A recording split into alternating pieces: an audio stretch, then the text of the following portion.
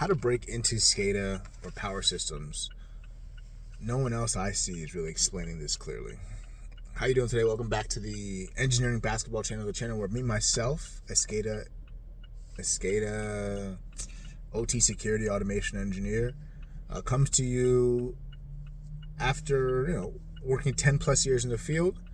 I'm a degreed engineer, as well as a computer scientist. I also am a former college basketball player, high school, middle school basketball coach, and skill and development trainer. Father, husband, brother, son, all that stuff. So many titles. But I'm here to tell you how to get into the SCADA industry, because if you're seeing the world these days, you need a way to make money. You need a way to make money direct to consumer, and eliminating that middleman, because skills, high income skills, high niche skills are not wants, they're necessities nowadays in this expensive America.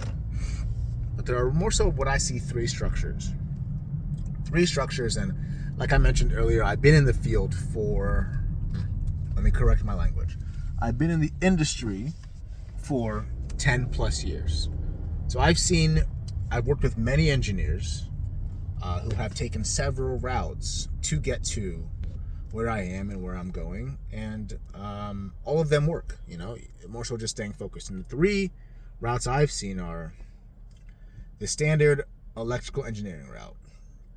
You going for your bachelor's degree, you major in electrical engineering, you have your electrical engineering degree after 4 or 5 years of your bachelor's degree, and then you apply to a power or utility. At that point, your knowledge of electricity, power flow, balancing power, all that stuff will help you understand, right? A, B, C phase, things of that nature will help you understand initially SCADA engineering. You'll get a job, no doubt about it, and you just learn from there. Second route is more so a controls or PLC route, right? You can still have an electrical engineering degree with this route, but the PLC route can be a little more rogue.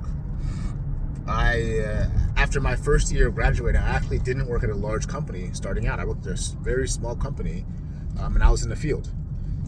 That was my first taste of engineering, and it was much different to what I'm working with now. I'm very thankful for that experience, because it helps me understand that there are many routes to this game. There are many ways to skin a cat. In the field, I'm wearing many hats.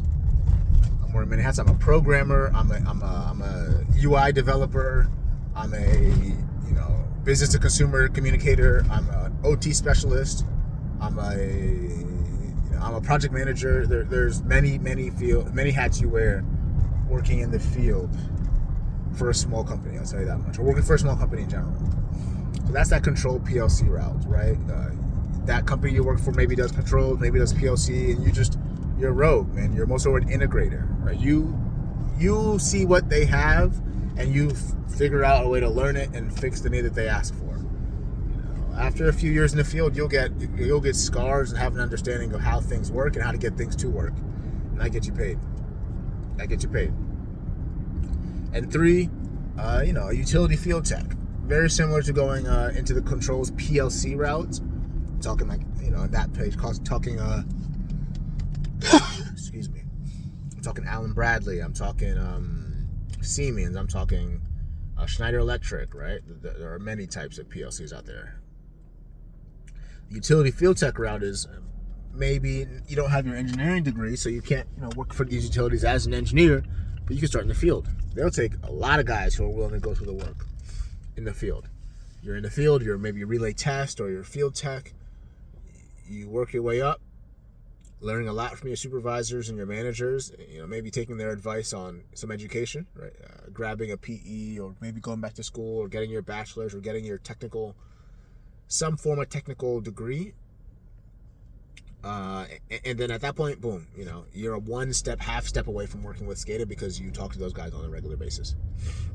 That was long-winded, but more so I say this to say, three routes: electrical engineering, controls, PLC, or utility field tech. All those routes will get you to the SCADA world. That will get you to understand communication on a deeper level, and it will give you the ability to set your rate. You have a skill set that not many people have or want to delve into, and you can set your rate. You can get things working when people don't understand how to. Skills that actually matter, not what school tells you to exactly. These routes that I'm telling you are not just learn everything from school and then you can get a job. No, or certifications or tools that you can go build upon from your supervisor that actually get you hired sooner than later, right? So these are what things I would do if I had to start over. If I had to start over, I would either go one of three routes. I'll say this one more time. It will be the electrical engineering route, right? The standard route where you get your degree. And you work for a utility, you learn that way. You maybe don't have your degree, get a technical degree, and go the PLC route. Or, last but certainly not least, your utility field tech. And then after a few years there learning under your belt, you also delve into SCADA. And this conversation are ways where you can make money going up for very little expenses, right? Really trying to avoid those hefty student loan bills and balances, while making money on the way up, and then also ultimately charging what you want to charge, making a lot of money based on your time. So if anybody has known anybody who does this or has any experience with it, please let me know. I'm more than willing to communicate with you guys further. Over and out.